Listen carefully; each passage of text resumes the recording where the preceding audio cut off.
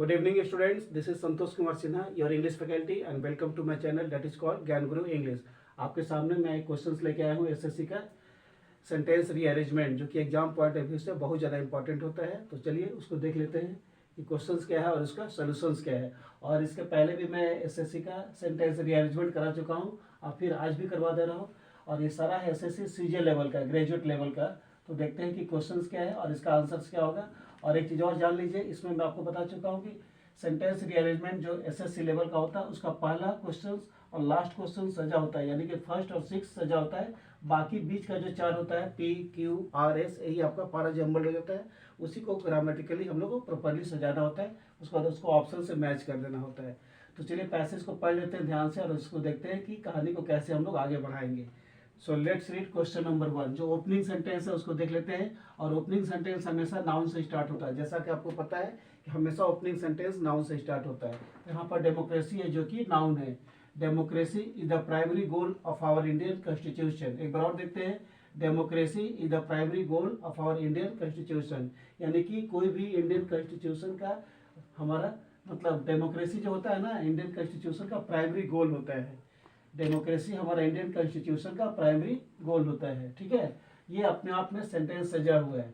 और जो 6 नंबर है ये भी अपने आप में सजा हुआ है। तो 1 के बाद और 6 के पहले आपको देखना है कि कौन सा सेंटेंस होगा। तो एक बार और देखते हैं, democracy is the primary goal of our Indian constitution. हमारा इंडियन कॉन्स्टिट्यूशन का प्राइमरी गोल अगर कोई है तो वो है हमारा डेमोक्रेसी। अब यहीं से कहानी को आपको आगे बढ़ाना है और उसको ऑप्शन से मैच कर देना है। तो 1 के बाद देखते हैं कौन सा मैच करता है। अगर हम बोलते हैं if representatives do not work according to rule they are change in the next election, तो ये काम नहीं कर रहा है। इसके बाद ये रिप्रेजेंटेटिव वाला काम नहीं आ रहा है। अगर हम क्यू को देखते हैं, in a democracy the people are the main rulers, तो 1 के बाद आपका क्यू काम करेगा। 1 के बाद क्यू, यानी कि पहला सेंटेंस हो गया 1 के बाद, ठीक है। अब क्यू के बाद कौन सा सेंटेंस होगा। अगर हम आर को पढ़ लेते हैं, देखते हैं, new representatives who are fully aware of the needs of the people take their place. तो ये जो न्यू रिप्रेजेंटेटिव्स है ये भी डेमोक्रेसी के बाद तुरंत नहीं आ रहा है। ये तो आपका क्यू हो गया 1 के बाद, ये आपका ठीक है, लेकिन आर आपका अभी काम नहीं कर रहा है।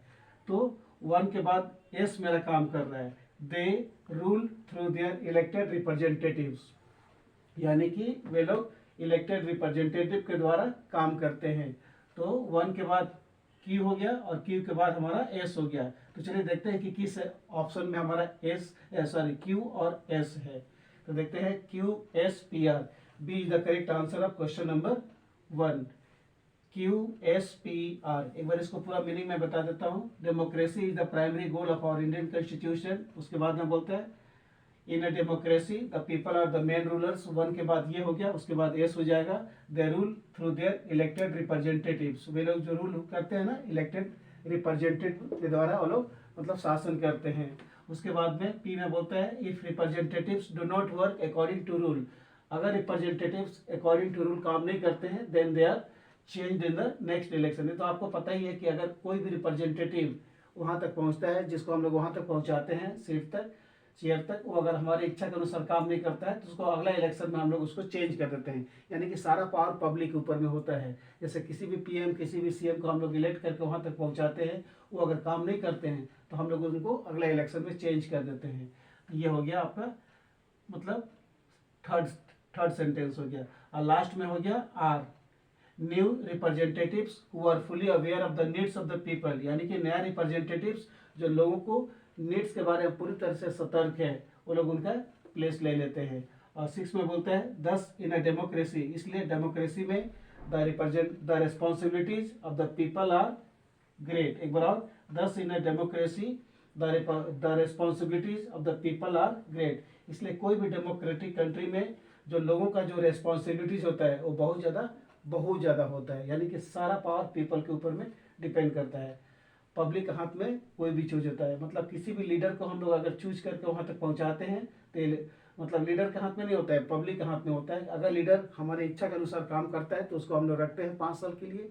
अगर लीडर हमारी इच्छा के अनुसार काम नहीं करता है तो उसको हम लोग अगला इलेक्शन आते आते उसको हम लोग चेंज कर देते हैं। So the correct answer of question number 1 is Q S P are. तो चलिए देखते हैं कि हमारा दूसरा क्वेश्चन क्या है और इसका आंसर क्या होगा।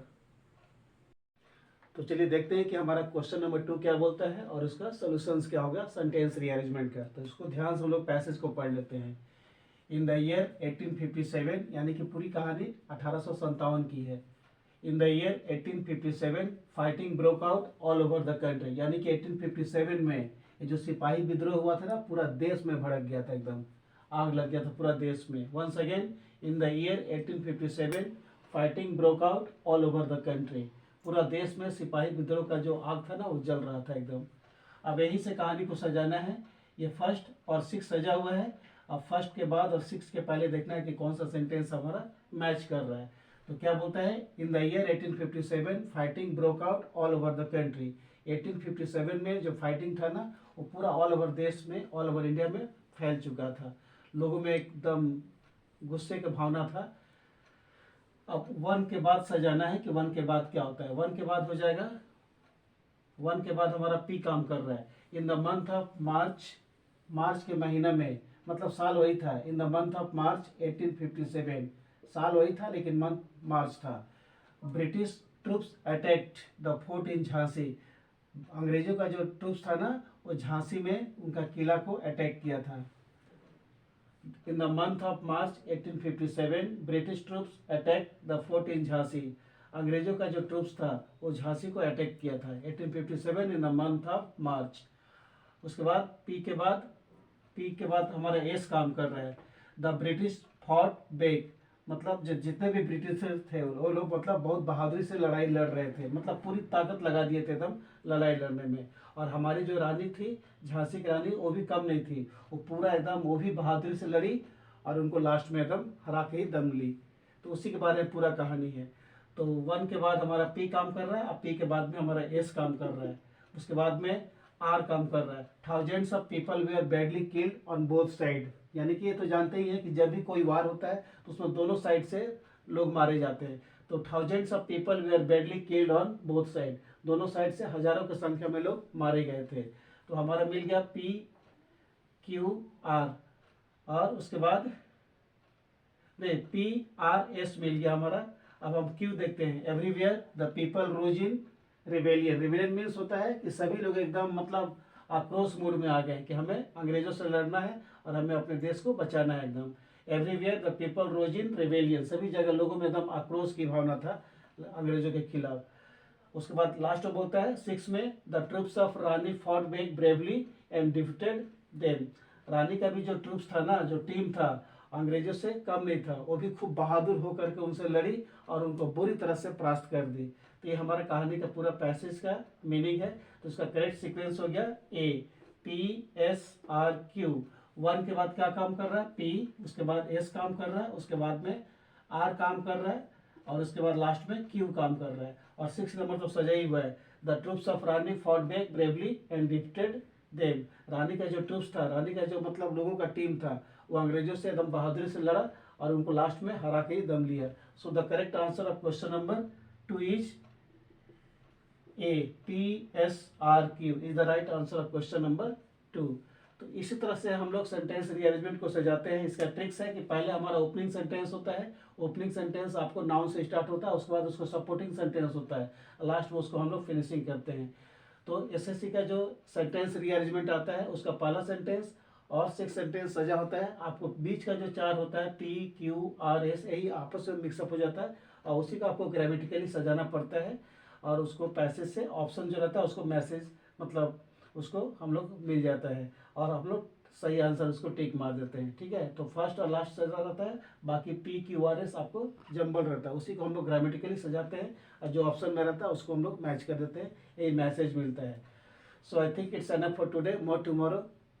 Good night to all of you.